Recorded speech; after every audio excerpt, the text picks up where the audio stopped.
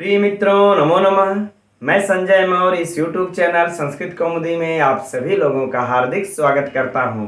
मित्रों, हम लोग अध्ययन कर रहे हैं डॉक्टर बाबूराम सक्सेना की पुस्तक संस्कृत व्याकरण प्रवेशिका के अनुसार समास विचार का, और हम लोग कल की कक्षा तक इसके पंचमी तत्पुरुष समास तक अध्ययन कर चुके हैं। और अब आज की कक्षा का हम लोगों को षष्ठी तत्पुरुष समास से अध्ययन प्रारंभ करना है, और इसके लिए हम लोगों की पुस्तक में पृष्ठ संख्या 245 पर नीचे जो पहला सूत्र दिया हुआ है वह है षष्ठी।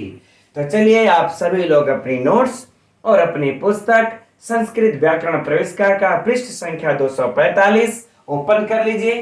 अध्ययन हम लोग प्रारंभ करते हैं। तो सर्वप्रथम मित्रों हम लोग देखते हैं षष्ठी यह कैसा सूत्र है। तो विधि सूत्र है। कैसा सूत्र है? विधि सूत्र है, विधान करता है। किसका विधान करता है मित्रों? षष्ठी तत्पुरुष का विधान करता है। किसका विधान करता है?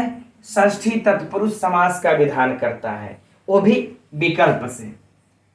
कैसे करता है मित्रों? वो भी विकल्प से। राइट, चलिए अब बात यह प्रश्न उठती है कि किस कंडीशन में, किस शर्तों पर यह विधान कर रहा है। तो इसके लिए मित्रों बड़ा ही सिंपल है, कोई बहुत ज्यादा इसके लिए कंडीशन नहीं है, शर्त नहीं है। और हम लोगों को षष्ठी विभक्ति में जो अब तक प्रथमा, द्वितीया, तृतीया, चतुर्थी, पंचमी तत्पुरुष में पढ़ चुके हैं उसकी अपेक्षा यहाँ पर परिस्थितियां थोड़ा सा विपरीत दिखाई देंगी। ठीक है, तो चलिए देखते हैं किस कंडीशन में कर रहा है। तो कह रहे हैं कि षष्ठ्यंत सुबंत का,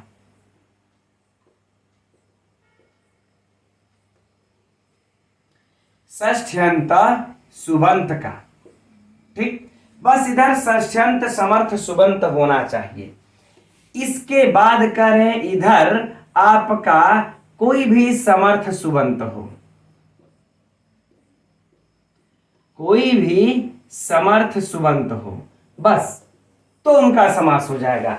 अर्थात अब जरा आप लोग कल्पना कीजिए कि यह सूत्र कैसा होगा, उत्सर्ग सूत्र। अर्थात इधर कोई भी अगर षष्ठ्यंत सुबंत आ गया, ऐसा सुबंत जिसमें षष्ठी विभक्ति का विधान किया गया हो, और इसके बाद कोई भी समर्थ सुबंत आ गया, तिंगंत की बात नहीं हो रही मित्रों। कैसा होना चाहिए? सुबंत, सुप जिसके अंत में हो।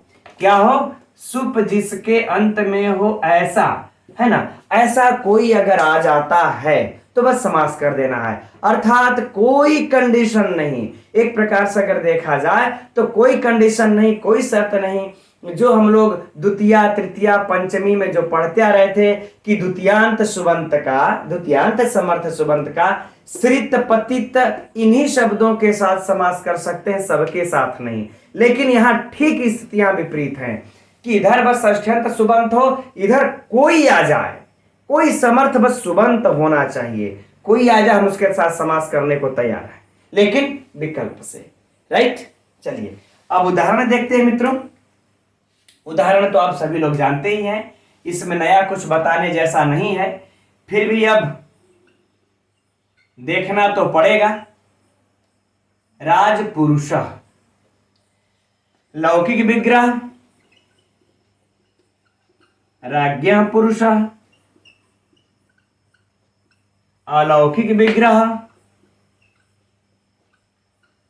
राजनगस। चूंकि यहां पर राज्ञ में षष्ठी है, इसका मूल शब्द क्या होता है? राजन। इसमें से हम लोग षष्ठी को निकाल देंगे, गस एक वचन है। तो अब क्या हो जाएगा इसके बाद? पुरुष सु, पुरुष सु हो गया, कोई समस्या नहीं है ना। अब यहां पर बस एक चीज हम लोगों को अच्छा पहले देख लें, इसके कंडीशन को यह लागू करता है कि नहीं करता है ना। तो देखिए कि यहां पर राजन गस, यह क्या है? षष्ठ्यंत सुबंत है ना। अब इसके बाद क्या है हमारा? पुरुष सु, यह देखिए समर्थ सुबंत है। भाई कंडीशन तो कोई है ही नहीं, बस है कि सुबंत होना चाहिए, समर्थ सुबंत होना चाहिए। तो पुरुष हमारा समर्थ है। इसके बाद पुरुष में देखिए सु लगा हुआ है, प्रथमा विभक्ति का एक वचन का प्रत्यय लगा हुआ है, तो समर्थ सुबंत भी हुआ। तो अब हम क्या कर लेंगे यहाँ पर? राजनगस और पुरुष सु का इस सूत्र षष्ठी से यहाँ पर षष्ठी समास हो करके राज्ञः पुरुषः विकल्प से बन जाएगा। और जब एक बार हमको मित्रों समास नहीं करना होगा, यहाँ तो विकल्प से समास होगा, और जब नहीं करना पड़ेगा तो हम राज्ञः पुरुषः भी लिख सकते हैं। अर्थात रचना कर रहे हो, चाहे आप किसी से बोल रहे हो, चाहे संस्कृत भाषा में कुछ लिख रहे हो, तो आप राज पुरुषः भी लिख सकते हैं और राज्ञः पुरुषः भी लिख सकते हैं। दोनों अपनी अपनी जगह पर सत्य हैं। ठीक, अब बाकी मित्रों जो आगे की प्रक्रिया है इसमें, तो सेम वही प्रक्रिया जो हम लोग पिछले रोज प्रतिदिन की कक्षाओं में चर्चा करते हैं, है ना, कि राजन गस पुरुष सु का, पहले यहां पर राजन की प्रातिपदिक संज्ञा, इसके बाद इसका पूर्व में प्रयोग, उपसर्जनम पूर्वम, पूर्व में प्रयोग हो जाने के बाद कृत पद्धति समासास से प्रातिपदिक संज्ञा, फिर सुपो धातु प्रातिपदिकों से गस और सु का लोप। बस यहां पर एक चीज आप लोगों को उलझा सकता है कि जब राजन और इधर क्या है मित्रों गस, अरे पुरुष, ठीक, तब राजन पुरुष में हम गस और सु का जब लोप कर देंगे तो ये न बीच में आ जा रहा है। तो जब न बीच में आ जा रहा है तो फिर राज्ञः पुरुषः कैसे अरे तभी राज पुरुषः कैसे बनता है, राजन पुरुषः क्या नहीं बन जाता है ना।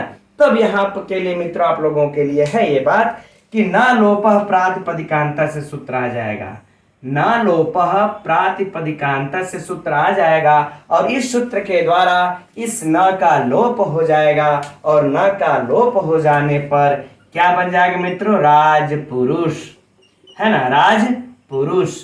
अब बाकी आगे की प्रक्रिया पूर्ववत, अर्थात जो हम लोग प्रतिदिन चर्चा करते रहे हैं कि यह परवलिंगम द्वंद्व तत्पुरुषों के अनुसार पुरुष हमारा पुलिंग में है। तो जब हम यहाँ पर सु आदि की उत्पत्ति हम लोग जब करेंगे तो पुलिंग में मैंने कल की कक्षा में चर्चा की थी कि जब पुलिंग होगा तो ऋतु होगा, विसर्ग होगा, राजपुरुषः बन जाएगा।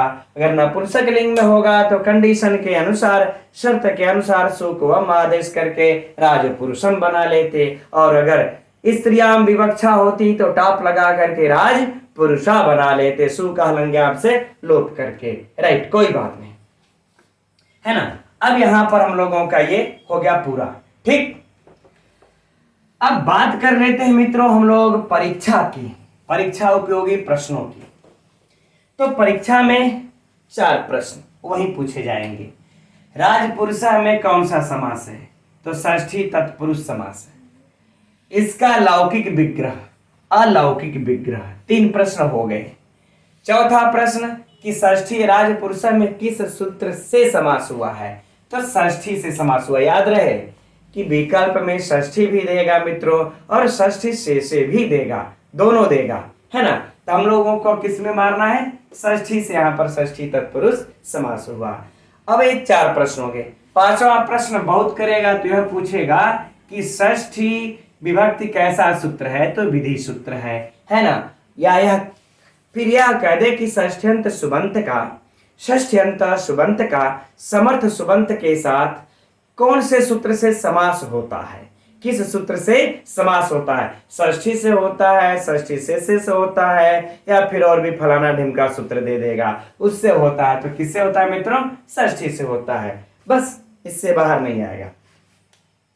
अब लेकिन एक चीज आप लोगों के दिमाग में मित्रों आना चाहिए, ये बातें अब उसकी चर्चा करते हैं हम लोग कि जरा यह बताइए, यह सूत्र जो कहा यहाँ पर कि षष्ठ्यंत सुबंत का समर्थ सुबंत के साथ समास कर दिया, तो अब तो बड़ी मतलब हर जगह क्या जहां जहां षष्ठ्यंत सुबंत आएगा वहां जगह आप समास कर देंगे, नहीं, यह उत्सर्ग सूत्र है। इसका अपवाद सूत्र की भी कुछ अब आएंगे जहां पर निषेध किया जाएगा कि यहाँ पर आप ये कंडीशन लागू होने पर भी आप समास नहीं करेंगे, क्योंकि यह तो उत्सर्ग सूत्र में एक बार बता दिए कि आपको इस शर्तों के साथ समास कर देना है, लेकिन हर जगह नहीं करना है। अब कहां कहां निषेध होगा, इसका अपवाद कौन कौन सा है, अब देखिए बस आगे के 2-4 सूत्रों में हम लोगों को पुस्तक में दिया हुआ है, उसका अध्ययन करना है। कॉन्सेप्ट क्लियर हो गया होगा, चलिए ठीक।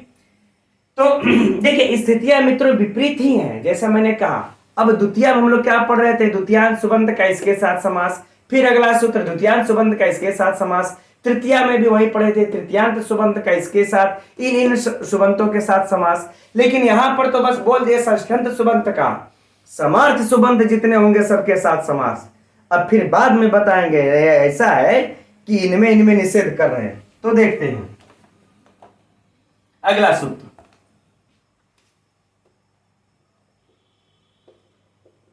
तो सूत्र क्या है मित्र हम लोगों का, कहा गया त्रिज्काभ्याम कर्तरी।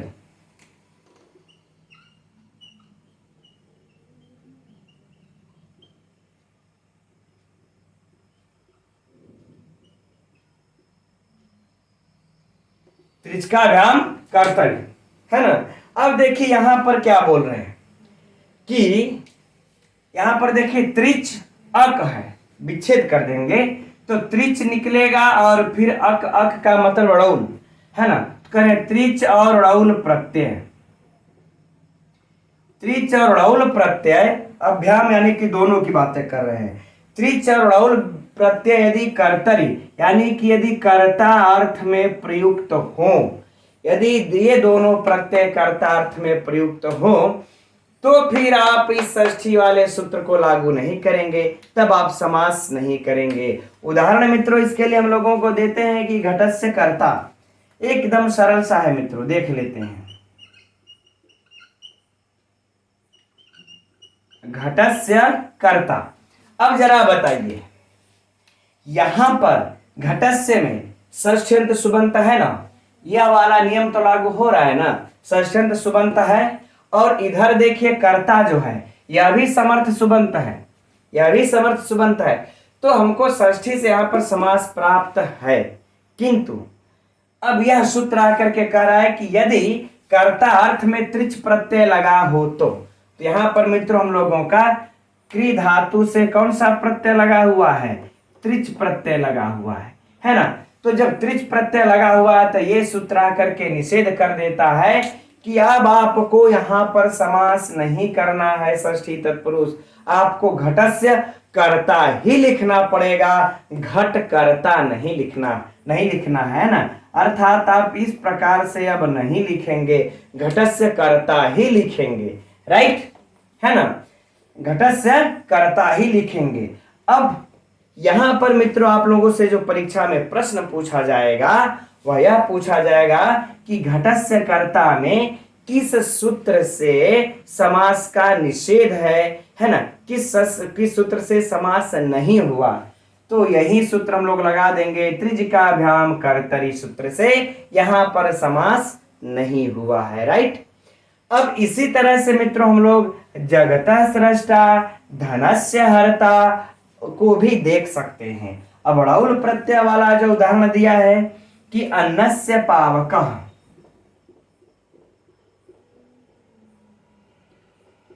अन्नस्य पावकः। अब देखिए यहां पर पावकः में कौन सा प्रत्यय है, अड़ौल प्रत्यय है। पावकः में कौन सा प्रत्यय है, अड़ौल प्रत्यय है। लेकिन अब देखिए यहां पर हमारा अन्नस्य में षष्ठ्यंत सुबंत है, पावकः भी समर्थ सुबंत है, तिगंत तो है नहीं, सुबंत ही है और वो भी समर्थ है, योग्य है ना। फिर तो समास प्राप्त था, लेकिन इसके द्वारा अड़ौल प्रत्यय का प्रयोग होने पर रोक दिया गया। इसलिए जब भी हम लोग मित्रों लिखेंगे तो अन्नस्य पावकः ही लिखेंगे, है ना, अलग से कुछ भी यानी इसका समास करके अन्न पावकः नहीं कर सकते, राइट। बाकी परीक्षा के लिए प्रश्न मित्रों सब वही हो जाएगा। लेकिन अब इस सूत्र का भी एक अपवाद सूत्र आ जाता है, यही यहां पर अब समस्या होगी। क्योंकि चलिए अच्छा उस सूत्र को देख लेते हैं, तब अब आगे बढ़ा जाएगा, है ना। वह सूत्र ने क्या कहा है, याजकादिभिश्च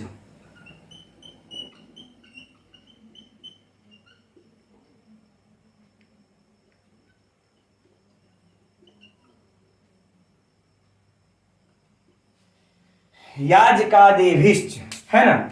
अब यह सूत्र क्या कहते हैं, है ना, कि याजकादिभिश्च, अर्थात आप जो है कि ये याजक आदियों के साथ आप समास को प्राप्त कर देना है। यदि अड़ौल, यदि जो आप भाई याजक में कौन सा प्रत्यय होगा, अड़ौल प्रत्यय ही होगा, है ना, अड़ौल प्रत्यय ही होगा इस याजक में। तो कह रहे हैं इन याजक आदियों से आप समास कर सकते हैं। यहां पर आपको समास की हम छूट दे देते हैं, है ना। यहां पर तो इसमें हमने निषेध किया, लेकिन जितने भी याजक आदि गण में जो भी पठित शब्द हैं वहां पे समास कर सकते हैं। उदाहरण में क्या देते हैं, ब्राह्मणस्य याजकः, है ना, उदाहरण देख लेते हैं। ब्राह्मणस्य याजकः, ठीक, क्या हो जाएगा मित्रों, ब्राह्मण याजकः।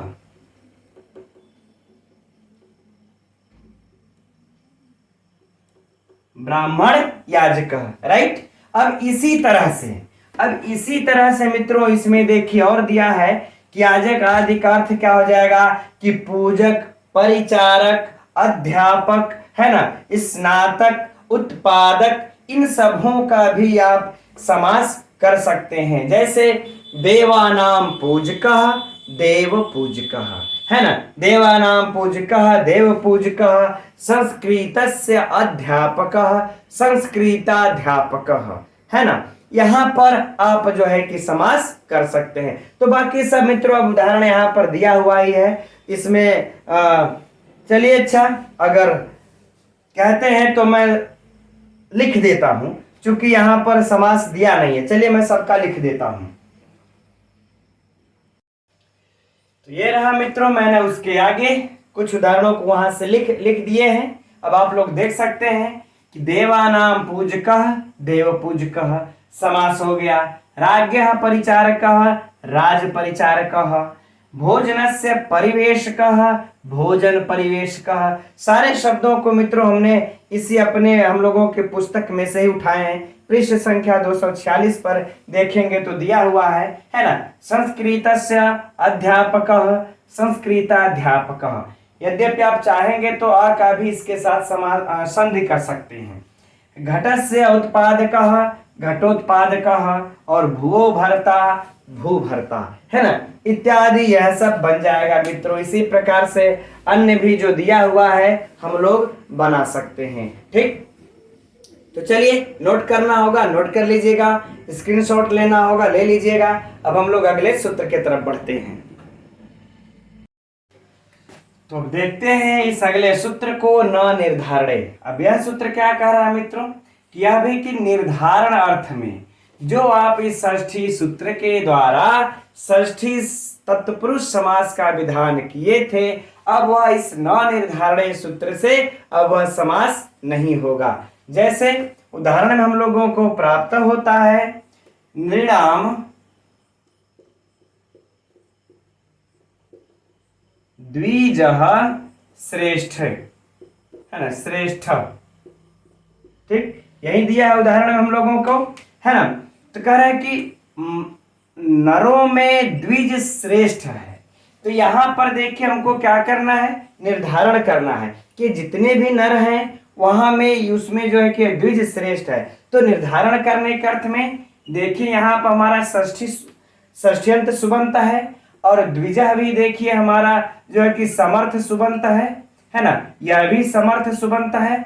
तो इस षष्ठी सूत्र के द्वारा यहाँ पर हम लोगों को समास हो जाना चाहिए था, लेकिन इस न निर्धारण सूत्र के द्वारा यह इसका रोक देता है, कहता यहाँ पर आप समास नहीं कर सकते। तो क्या हो जाएगा, सिर्फ निर्णाम द्विजः, नहीं तो षष्ठी के द्वारा तो बस षष्ठ्यंत सुबंत हो, इधर कोई भी सुबंत हो समर्थ समास कर देना है ना, समास कर देना है। तो यह आकर के हमारा क्या क्या यहाँ पर रोक दिया। अब इसके आगे मित्रों बाकी तो कुछ है नहीं। अगला उदाहरण भी है गवाम कृष्णाम बहुछिरा, इसको भी देख सकते हैं। अब इसके बाद देखिए हम लोगों का वार्तिक आता है गुणात्तरेण तरलोपश्चेत्य वक्तव्यम। क्या आ गया वार्तिक। अब इस वार्तिक में भी मित्रों कोई दम नहीं है। बस यह कह देते हैं कि जो है कि तरप प्रत्यय के अंत होने वाले गुणवाची जो शब्द होते हैं उनका समास हो जाता है और तरप प्रत्यय का लोप भी हो जाता है। ठीक है, पुस्तक में दिया हुआ है उसमें देख सकते हैं। इसमें ऐसा कुछ विशिष्ट नहीं है जिसको कि हम बताएं, है ना। अब देखिए यहाँ पर क्या है, सर्वेशाम श्वेत श्वेत तरह सर्वश्वेत, तो इत्यादि सब दिया हुआ है, इसको देख सकते हैं। अब चलिए हम लोग बढ़ते हैं अगले सूत्र के तरफ।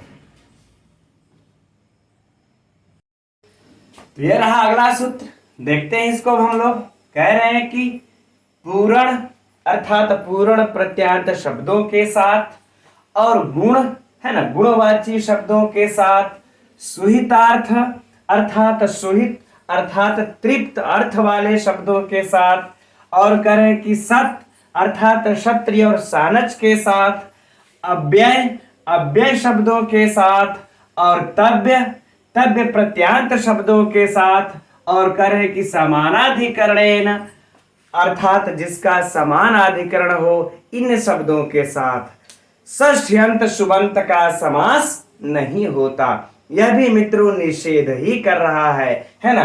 कितने अर्थों में काउंट कर लेते हैं, एक पूर्ण प्रत्यांत, दूसरा गुणवाची, तीसरा सोहितार्थ, चौथा सत क्षत्रिसानच, पांचवा अव्यय, छठवां तव्य, है ना, तव्य प्रत्यांत, और सातवां समानाधिकरण। इन सातों के लिए मित्रों कहते हैं कि यह सात यदि षष्ठ्यंत सुबंत के साथ आते हैं तो फिर इनका समास आप मत करिए। राइट, तो देखते हैं मित्रों एक एक करके उदाहरण हम लोग। तो पूर्ण प्रत्यांत का पहले हम लोग इसका देख लेते हैं। पूर्ण के अर्थ में देख लेते हैं मित्रों, क्या दिया है पुस्तक में हम लोगों के, शताम षष्ठ, यही दिया हुआ है, हाँ, शताम षष्ठ, शताम षष्ठ। अब देखिए यहां पर हमारा षष्ठ्यंत सुबंत तो है, लेकिन यहां पर पूर्ण प्रत्यांत शब्द है हमारा, कौन, यह भी सुबंत है लेकिन पूर्ण प्रत्यांत है, अर्थात जो है कि पूर्ण प्रत्यांत होने के कारण यह सुबंत तो है लेकिन पूर्ण प्रत्यांत है, इसलिए हमारा इस षष्ठी सूत्र से यहां पर समास को प्राप्त नहीं होगा। सारा कंडीशन यहां पर षष्ठ्यंत सुबंत होने पर भी, यह समर्थ सुबंत होने पर भी फिर समास को प्राप्त नहीं होगा। अब अगला क्या है, गुणवाची, है ना। इस गुण का हम लोग उदाहरण देख लेते हैं। गुण वाला उदाहरण क्या है मित्रों, कि काकस्य काश्यम,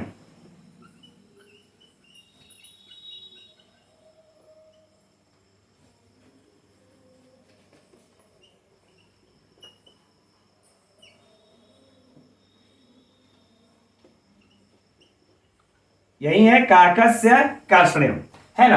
अब यहां पर भी मित्र देखिए, यह गुणवाची शब्द होने के साथ यहां पर होने के कारण इस काकस्य इस षष्ठ्यंत सुबंत का समास नहीं होता है। जैसे का तैसे हमें लिखना पड़ेगा, अगर हम यहां समास करते हैं तो फिर यह अशुद्ध माना जाएगा।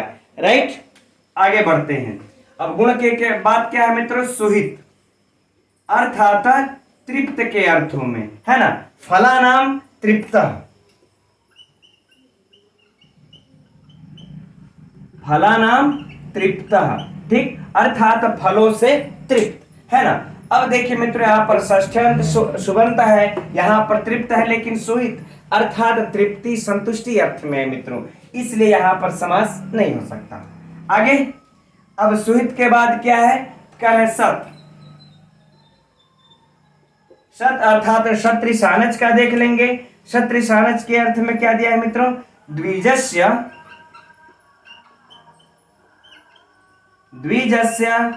कुर्वन् या फिर कुर्वाणो वा, है ना, कुर्वन्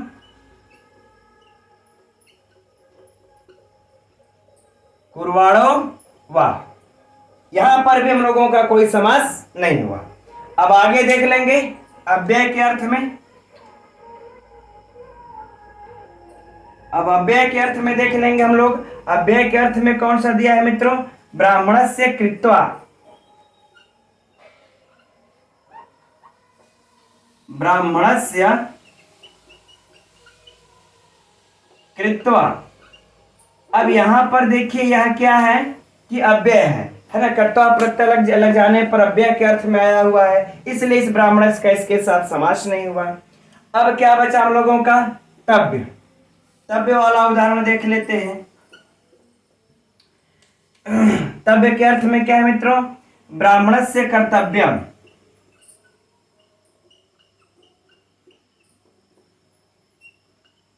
ब्राह्मणस्य कर्तव्यम, ठीक। अब यहां पर मित्रों तव्यम, तव्य प्रत्यय हमको स्पष्ट दिख रहा है, अतएव षष्ठी से समास होने पर भी समर्थ सुबंत का षष्ठ्यंत सुबंत का समर्थ सुबंत के साथ यहां पर समास नहीं हुआ। राइट, चलिए अब आगे बढ़ते हैं। अब आगे क्या है मित्र हम लोगों का कि हाँ इधर तो इस समानाधिकरण का उदाहरण हम लोग अब यहीं देख लेते हैं। तक्षकस्य सर्पस्य, सर्पस्य है ना। अब देखिए दोनों का समान अधिकरण है, तो कह रहे हैं जब यह समान अधिकरण होगा तो भी आप जो है कि समास नहीं कर सकते इस षष्ठी से। यहां तो कुछ और भी कंडीशन हम लोगों को प्राप्त हो रहा है, विशेषणम विशेषण बहुलम, कुछ अलग भी। लेकिन यहां भी हम लोगों कह रहे हैं कि आप समान अधिकरण होने पर भी समास नहीं कर सकते हैं, ठीक। अब चलिए षष्ठी विभक्ति का एक लास्ट सूत्र और बचा हुआ है, उसको देख लेते हैं। अब देखिए अगला जो निषेध कर रहा है सूत्र है मित्रों, कतेन च पूजायाम। यह क्या कह रहा है, कह रहा है कि कतेन च पूजायाम, अर्थात पूजार्थक में जो कत प्रत्यांत शब्द होते हैं इनका भी षष्ठ्यंत सुबंत के साथ समास नहीं होगा, है ना। फिर से समझ लेते हैं कि पूजार्थक में जो कत प्रत्यय लगा होता है यहां भी षष्ठ्यंत सुबंत के साथ इसका समास नहीं होगा। उदाहरण में मित्रों हम लोगों को क्या मिल जाता है, करें कि राज्ञा मतो बुद्ध पूजितो वा। आप लोगों को यह उदाहरण बिल्कुल अच्छे तरीके से याद होगा मित्रों। राज्ञाम मतः, है ना, राज्ञाम मतः राज्ञाम बुद्धः।